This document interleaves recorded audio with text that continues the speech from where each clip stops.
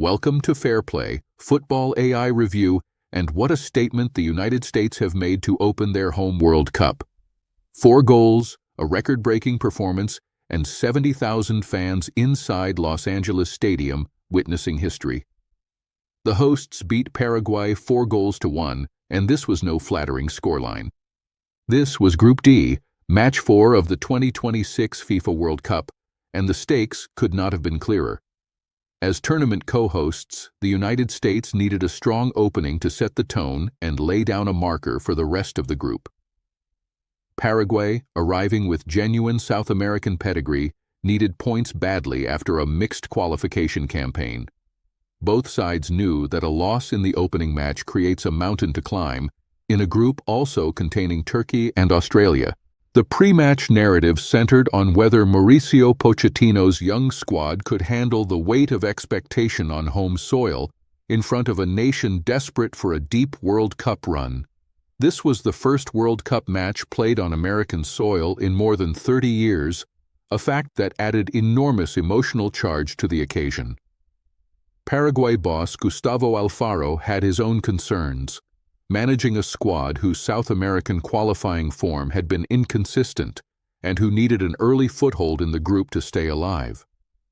Pochettino set his United States side up in a 4-2-3-1, a shape designed to dominate possession and give Christian Pulisic the freedom to link between midfield and attack. Tyler Adams and Weston McKennie sat as a disciplined double pivot, protecting the back four while also launching transitions. The intent was clear: press high, win the ball quickly, and give Pulisic and Balogun the service he needed to punish a Paraguayan defensive line under pressure. Gustavo Alfaro opted for a 4-4-2, a compact, pragmatic shape built to frustrate and hit on the counter through the quality of Miguel Almirón and Julio Enciso. The idea was for Antonio Sanabria to occupy the American center-backs while Almirón drifted wide and found pockets. Andrés Cubas and Damián Bobadilla were tasked with sitting deep and denying United States any easy access into the final third. The structural mismatch proved fatal for Paraguay almost immediately. The American 4-2-3-1 generated overloads in wide areas, particularly down the left side where Antonee Robinson combined relentlessly with Pulisic. McKennie's energy in the double pivot meant he could venture forward to join attacks, while Bobadilla and Cubas in Paraguay's midfield were outnumbered every time the hosts built through the center. The opening exchanges belonged entirely to the United States, who moved the ball with pace and purpose from the first whistle. Paraguay barely touched the ball in the opening 5 minutes, pinned back by the ferocity of the home pressing and the noise inside a stadium that felt like it would lift the roof off. It was the home side who looked sharper, hungrier, and, critically, more organized. And then, in just the 7th minute, the game was already heading in one direction. A whipped-driven cross from Weston McKennie into the Paraguayan box caused absolute chaos, and Damián Bobadilla, under pressure and with no time to compose himself, turned the ball into his own net. It was the fastest goal the United States men's national team had ever scored in a World Cup, and the atmosphere inside SoFi Stadium was electric from that moment on. The man who deserved a goal then got one in the 31st minute, and it was Pulisic and Balogun who broke the hearts of the Paraguayan defense. Christian Pulisic, sharp, inventive, the creative heartbeat of this team, carved open space and found Balogun with a perfectly weighted pass. The Monaco striker made no mistake, finishing with composure. It is worth noting that Balogun had appeared to score in the 28th minute, only for VAR to correctly rule him offside before he responded in the best possible way just 3 minutes later. The first half's most significant key chance before that second goal came from Paraguay's threat on the counter, specifically through Julio Enciso, who darted in behind the American line twice but was denied first by an offside flag and then by Matt Freese. Those were the clearest signs that Paraguay still carried danger, but they were moments in a half utterly dominated by the hosts. Then, deep into first half stoppage time, Balogun made history. With the clock showing 5 minutes added on, the striker shed 2 Paraguayan defenders with clever movement and found a sliver of space. He struck the ball into the upper corner of the goal with his left foot, leaving goalkeeper Orlando Gil with absolutely no chance. Malik Tillman provided the assist, and Balogun became only the second United States player in World Cup history to score twice in a single game, joining the legendary Bert Patenaude from the 1930 tournament. The halftime dressing room discussion for Alfaro must have been deeply uncomfortable. 3 goals down after a first half in which his team had been overrun, outworked, and outclassed, the tactical adjustments needed were enormous. For Pochettino, the challenge was different: maintain the intensity, manage the lead, and not invite Paraguay back into the contest through complacency. Pochettino made an immediate substitution at the break, withdrawing Christian Pulisic and introducing Sebastian Berhalter. It was a tactical adjustment designed to keep the structure fresh and protect the midfield balance, with the Americans now looking to manage the game rather than chase more goals. Paraguay also changed, bringing Mauricio on for the injured Bobadilla, a change that would have consequences later in the game. The card situation deserves careful examination. In the 53rd minute, referee Danny McAlee initially issued a yellow card to United States captain Tim Ream, but VAR intervened in a remarkable case of mistaken identity. The review, overseen by Carlos Del Cerro Grande, determined that Ream had made no contact with the attacker whatsoever, and his card was rescinded. Paraguay's Miguel Almiron, who had been the one guilty of simulation, received the booking instead, one of the more unusual VAR interventions you will see at this level. Tyler Adams was then booked in the 59th minute for a foul, a yellow card that carries implications for his suspension risk in the remaining group games. For a player who is so central to the American midfield engine, accumulating bookings early in the tournament is a concern Pochettino will want to address immediately. In the 62nd minute, Alfaro threw on Alex Arce for Antonio Sanabria, seeking a more direct attacking outlet. Sanabria had struggled to hold the ball up against the physicality of the American center-backs and had offered little in terms of link play.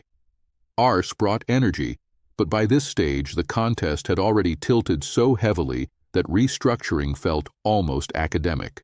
Paraguay did pull one back in the 73rd minute, and credit must go to the quality of the combination play.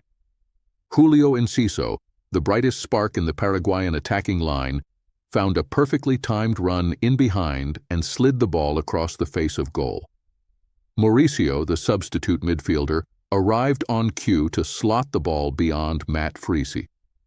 It was a moment of genuine quality from a team that had otherwise been largely second best throughout. Pochettino responded at the 72nd minute by withdrawing both Balogun and Sergiño Dest, bringing on Ricardo Pepi and Timothy Weah. The double change gave the team fresh legs on both flanks and reinforced the message that the squad depth available to the United States is considerable. Weah in particular looked lively upon his introduction.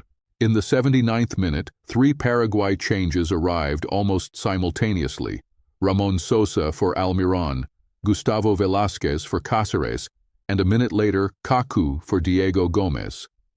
By this stage, Alfaro was clearly throwing everything at the game in hope rather than expectation, and those 5 yellow cards accumulated by Paraguay across the evening told their own story of a team that had grown increasingly desperate and frustrated. Giovanni Reyna was introduced in the 82nd minute for Malik Tillman, and 8 minutes into added time, he sealed the scoring in the most emphatic way possible.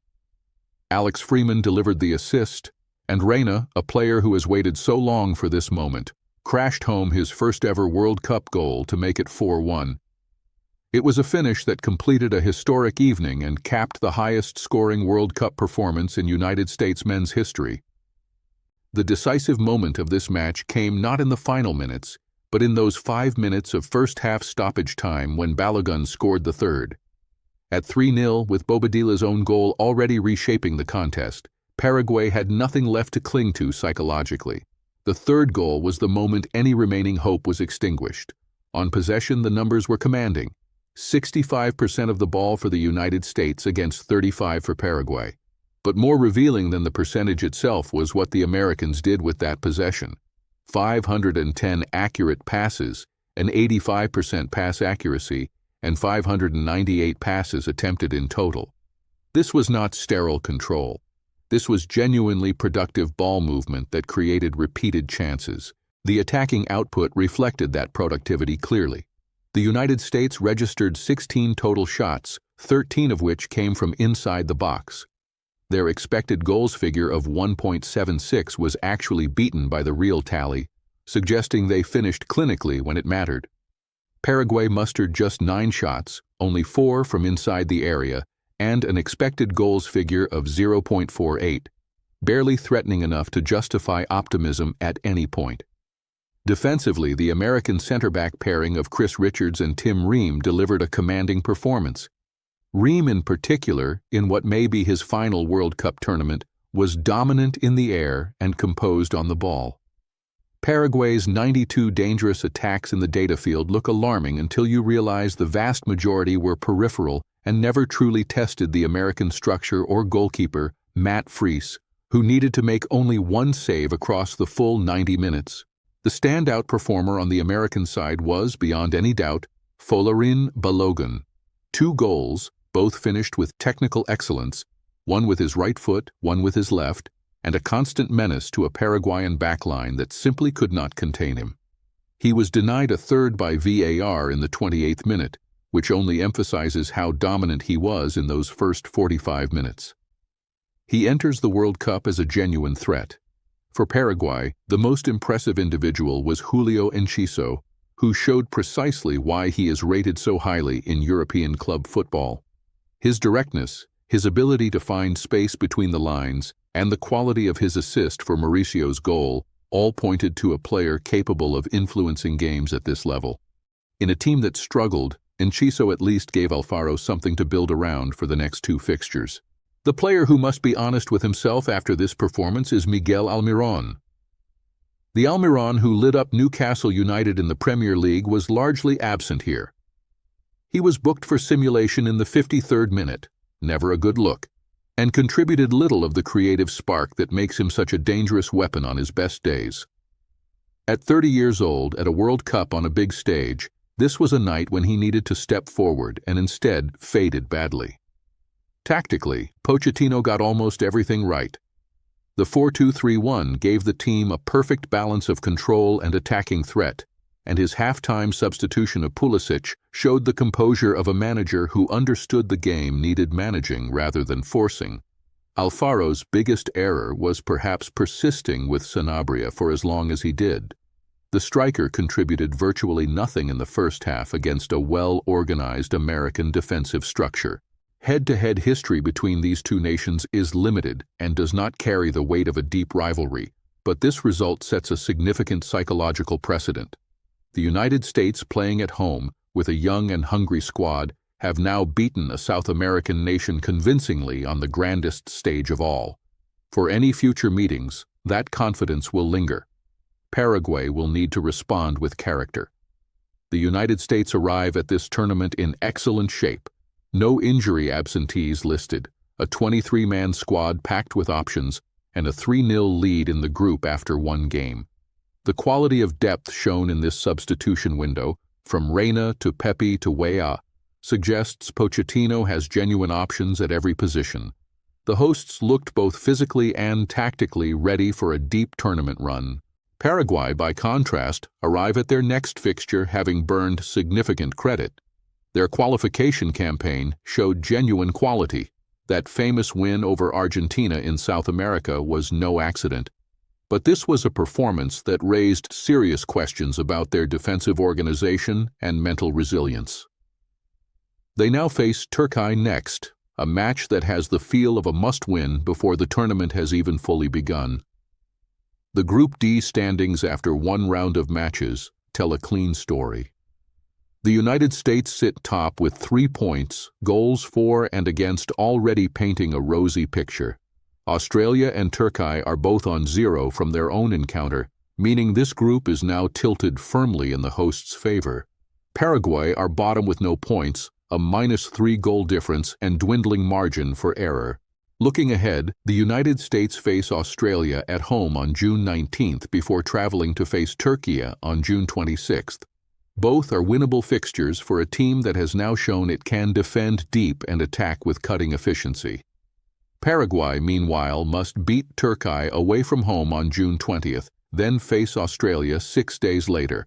Two results that must go their way if they are to survive. The prediction here is straightforward. The United States are qualifying from Group D, and this performance confirms it. With home advantage, squad depth, and Balogun now among the tournament's early standout performers, they are built for a long run. Paraguay must beat Turkey to stay alive. But even then, their goal difference mountain makes third place in this group their most realistic ceiling, and at a 32-team World Cup, that may still be enough if other results align.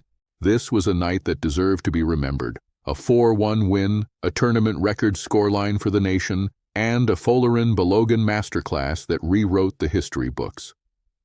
Paraguay gave a glimpse of their quality in that 73rd-minute goal, but were ultimately overwhelmed by a host nation that is ready for this moment. The opening statement from Pochettino's team was loud, clear, and historic. This is fair play, and we will be back as Group D takes its next turn. Australia and Turkey meet next, and both need a result desperately to avoid being buried by this United States side. Do not miss it. That's the fair play verdict on this one. If you want more analysis like this, follow us. Find us on YouTube, Instagram, and TikTok at FairPlay AI, and follow Anthony personally on X at Anthony Fairplay. See you next match.